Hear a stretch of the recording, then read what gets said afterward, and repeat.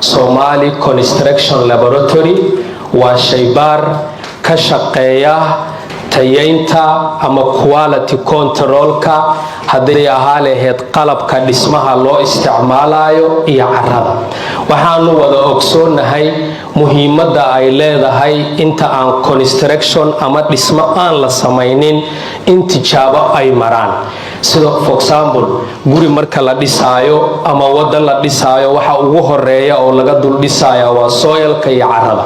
Waxaan u baahanahay marka inaan ogaano awoodda ay carradu qaadi karto. Qof kasto yani construction ama mashruuc sameynaya muhiim ay u